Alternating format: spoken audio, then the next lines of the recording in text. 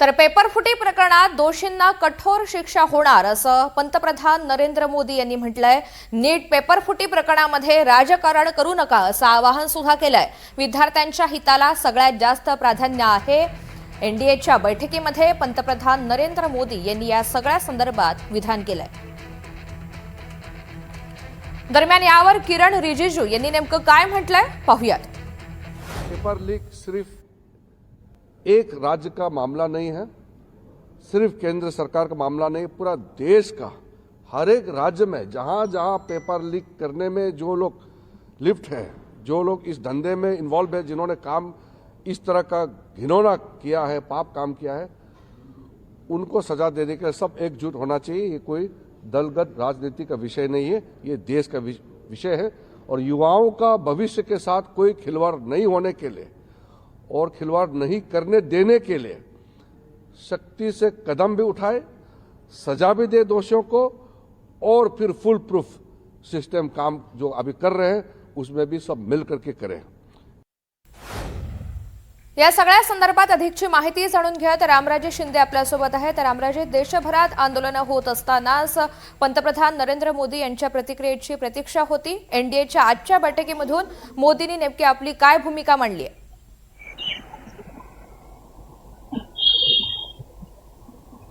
बिलकुल, पंतप्रधान नरेंद्र मोदी यांनी स्पष्ट केलेलं आहे की नीट प्रकरणामध्ये जे पेपर लीक प्रकरण घडलं होतं तर त्यांच्यावर कारवाई केलेली आहे।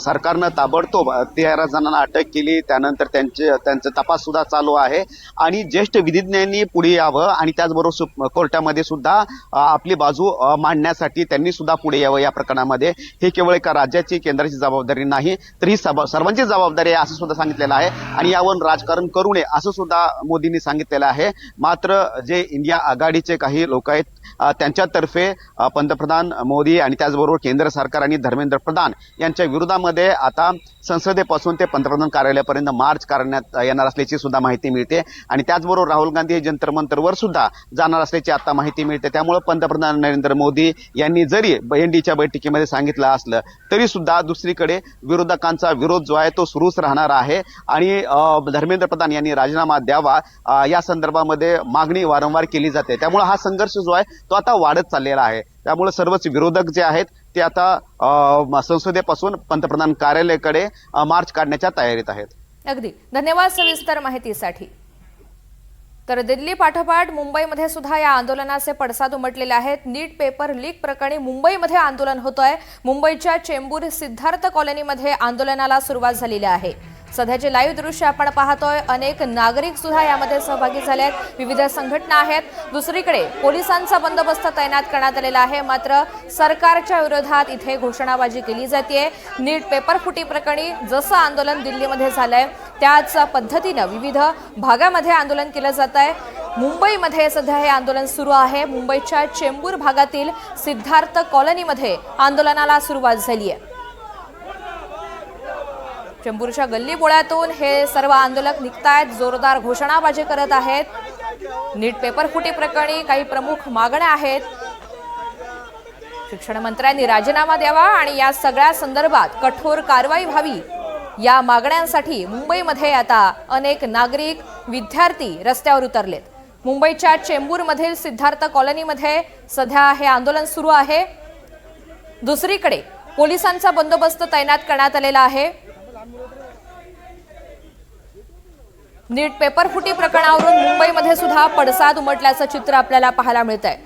कालही मुंबईमध्ये शिवाजी पार्क परिसरामध्ये आंदोलन करण्यात आलेलं होतं, जिथे पोलिसांनी काही आंदोलकांना ताब्यात घेतलं आणि तशी कोणतीही परिस्थिती उद्भवू नये यासाठी चेंबूरमधील आंदोलनाच्या पार्श्वभूमीवर इथे विशेष खबरदारी घेतली जाते। काही पोस्टर्स आपण पाहतोय आंदोलकांच्या हातात असलेले, जिथे शिक्षण मंत्री धर्मेंद्र प्रधान यांनी राजीनामा द्यावा असे मागणी करणारे मजकूर आपल्याला पाहायला मिळतात। मुंबईच्या चेंबूर परिसरामध्ये सध्या हे आंदोलन सुरू आहे। आंदोलनस्थळी नेमकी काय स्थिती आहे जाणून घेऊया। जुई जाधव आपल्या सोबत आहेत। जुई, हा मोर्चा निघालेला आहे, काय मागणी केली जाते?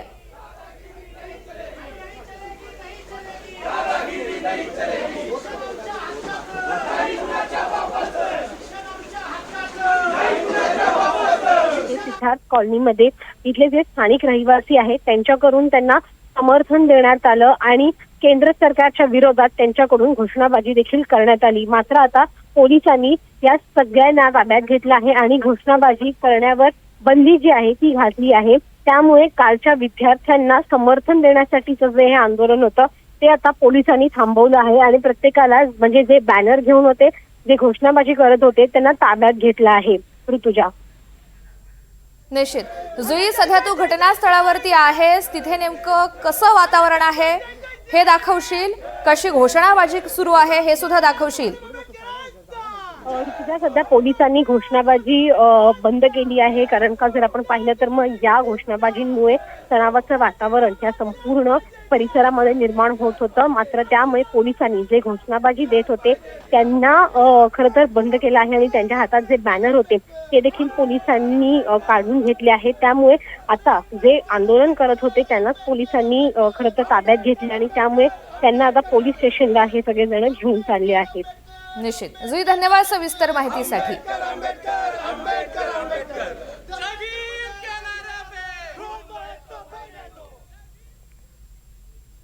तिकडे दिल्ली पोलिसांनी आतापर्यंत 4 FIR नोंदवलेल्या आहेत. आणखी 2 FIR नोंदवण्याची प्रक्रिया सध्या सुरू आहे.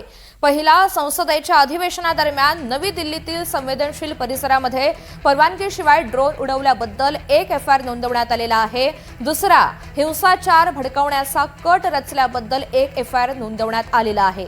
पोलीस तपासादरम्यान अनेक महत्त्वाचे पुरावे जप्त करण्यात आलेत असंही कळतंय. तिसरा आणि चौथा, शासकीय कामात अडथळा निर्माण करणं, पोलीस कर्मचाऱ्यांवरती हल्ला करणं आणि मालमत्तेचं नुकसान केल्याबद्दल 2 FIRची नोंद करण्यात आलेली आहे. दिल्ली पोलीस हिंसाचार आणि कायदा हातात घेण्याशी संबंधित विविध कलमांखाली सध्या कारवाई करतायत. एकंदरीतच दिल्लीत झालेल्या या हिंसक आंदोलनाबाबत खळबळजनक खुलासा समोर आलाय. दिल्लीमध्ये काल झालेल्या संसद मार्चच्या वेळी तुफान राडा पाहायला मिळाला. या आंदोलनादरम्यान हिंसाचार भडकलेला होता. पोलिसांवर दगडफेक करण्यात आली, ज्यात 118 पेक्षा जास्त पोलीस जखमी झाले होते. या हिंसक आंदोलनाप्रकरणी पोलिसांनी आतापर्यंत तब्बल 70 जणांना ताब्यात घेतलंय. मात्र धक्कादायक बाब म्हणजे ताब्यात घेतलेल्यांमध्ये एकाही विद्यार्थ्याचा समावेश नाही. या आंदोलनादरम्यान भडकलेल्या हिंसाचारामागे मोठा कट रचण्यात आल्याचा संशय दिल्ली पोलिसांनी व्यक्त केलाय. पाकिस्तानमधील वेगवेगळ्या सोशल मीडिया हँडल्सवरून या हिंसाचाराबाबत सतत खोट्या अफवा पसरवल्या जात आहेत. या पार्श्वभूमीवर पोलीस आता पाकिस्तान अँगलनं सखोल तपास करतायत. तर दिल्लीतील आंदोलनावर चंद्रशेखर बावनकुळे आणि विजय वडेट्टीवार यांनी काय प्रतिक्रिया दिली आहे पाहूयात. हे आंदोलन केवळ नौटंकी आहे.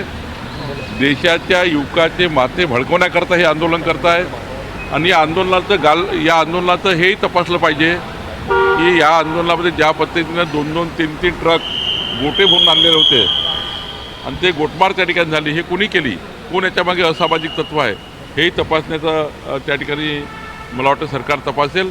पण हे आंदोलन जाणीवपूर्वक सरकारला बदनाम करण्याकरता, युवकाच्या मनात द्वेष निर्माण करण्याकरता केलं गेलं होतं. कालच्या लाठीचार्ज करण्याची का गरज होती? शांततामय आंदोलनाला त्या पद्धतीनं चिरडण्याची का आवश्यकता होती? आंदोलनाला ही सरकार, मोदी सरकार का घाबरते आहे? आणि म्हणून कालच्या घटनेचा आम्ही निषेधच करतो आणि ते करणं, ते टाळलं असतं तर बरं झालं असतं. पण असं आहे की त्या कालच्या आंदोलनाला ज्या पद्धतीनं हाताळलं गेलं त्यामधून या देशातील तरुणांचा आता उद्रेक थांबणार नाही, हे आता मात्र सरकारने ध्यानात घेतलं पाहिजे. तर कालच्या दिल्लीमधील आंदोलनासंदर्भात प्रियंका गांधी, चिराग पासवान आणि कंगना रनौत यांनी काय प्रतिक्रिया दिली आहे पाहूयात. एक बहुत ही जेन्युइन प्रॉब्लम है और इसको हल्के में कोई नहीं ले सकता. ये एक बहुत जेन्युइन प्रॉब्लम है. आज युवा बहुत ही दुखी, ताकि बच्चों के भविष्य के साथ खिलवाड़ न हो, ये उन्होंने चिंता भी व्यक्त की और संकल्प भी लिया कि इस बारे में आगे ऐसा भविष्य में कभी नहीं होगा.